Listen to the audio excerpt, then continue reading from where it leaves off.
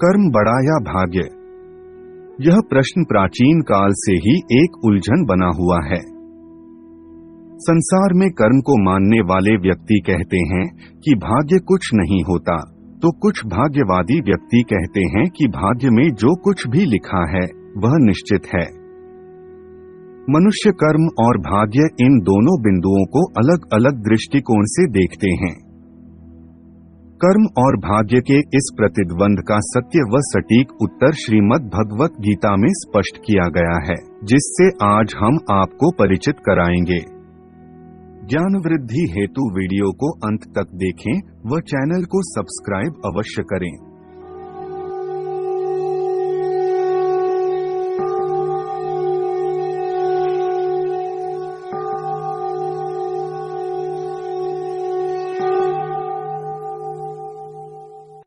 भाग्य व कर्म को स्पष्टता से समझने के लिए पुराणों में एक कथा का उल्लेख मिलता है।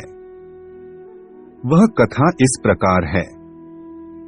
प्राचीन काल में एक संत हुआ करते थे, उनका नाम ज्ञानेश्वर था। उनके दो शिष्य थे, कर्मेश्वर और भागेश्वर। एक दिन कर्मेश्वर और भागेश्वर के बीच बहुत बड़ी बहस हो गई कि कर्म बड़ा है या भाग्य। कर्मेश्वर कर्म को बड़ा मानता था, परंतु भागेश्वर भाग्य को बड़ा मानता था।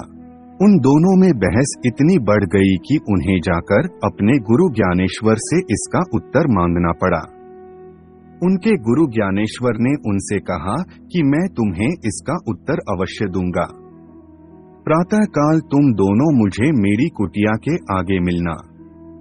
ऐसा कहकर ज्ञानेश्वर ध्यान लगाने चले गए। अगले दिन कर्मेश्वर और भागेश्वर गुरुजी की कुटिया के आगे खड़े हो गए। जब उनके गुरुजी अपनी कुटिया से बाहर आए, तब उन्होंने अपने शिष्यों को एक बहुत गहरे अंधेरे वाली कुटिया में बंद कर दिया। उस कुटिया में रोशनी की एक भी किरण नहीं थी। कुछ समय बीतने के पश्चात कर्मेश्वर और भागेश्वर को भूख प्यास लगने लगी। भागेश्वर ने सोचा, जो मेरे प्रारब्ध यानी जो मेरे भाग्य में लिखा है वह निश्चित है, उसमें मैं परिवर्तन नहीं कर सकता। इससे अच्छा मैं राम नाम ही जपता हूँ। ऐसा सोचकर भागेश्वर ने राम नाम लेना आरंभ कर दिया, किंतु कर्मेश्वर को यह कदापि स्वीकार नहीं था। उसने सोचा, मुझे कर्म करना पड़ेगा, अन्यथा मैं भूखा मर जाऊंगा। तो वह खड़े होकर उस अंधेरी कुटिया में खाने पीने की वस्तु खोजने लगा। कभी उसका सिर किसी वस्तु से टकरा जाता, तो कभी उसके पैर में चोट लग जाती, किंतु वह ना तो थका और ना ही उसने हार मानी। बहुत प्रयत्न करने के पश्चात उसे एक मटका मिला। जब उसने मटके के अंदर हाथ डाला, तो मटके में उसे चने मिले। कर्मेश्वर चनों को पाकर इतना प्रसन्न हुआ कि उसकी प्रसन्नता का कोई ठिकाना नहीं था। फिर वह वहां बैठकर उन चनों को खाने लगा। चने खाते खाते कभी कभी उसके मुंह में कुछ कंकड़ आ जाते, तो वह उन कंकड़ों को भागेश्वर को दे दिया करता था। अगली सुबह जब उनके गुरुजी ज्ञानेश्वर ने कुटिया का द्वार खोला, तो देखा कि कर्मेश्वर का तो पेट भरा हुआ था, परंतु भागेश्वर भूखा था। कुटिया का द्वार खुलने के कारण जब कुटिया में रोशनी हुई, तब कर्मेश्वर आश्चर्यचकित रह गया। कर्मेश्वर भागेश्वर को जो कंकड़ समझकर दे रहा था, वह कंकड़ नहीं किंतु हीरे थे। इस कथा का अर्थ व निष्कर्ष हर व्यक्ति के लिए अलग अलग हो सकता है। अब हम आपको बताएंगे कि कर्म बड़ा है या भाग्य। वास्तव में सत्य तो यह है कि दोनों एक दूसरे से संबंधित हैं। दोनों में से कोई भी न तो छोटा है और न ही बड़ा। अगर आप अच्छे कर्म नहीं करेंगे, तो परिणाम स्वरूप आपका भाग्य भी आपका साथ नहीं देगा, और अगर आपका भाग्य अच्छा नहीं होगा, तो आप कर्म भी ठीक से नहीं कर पाएंगे।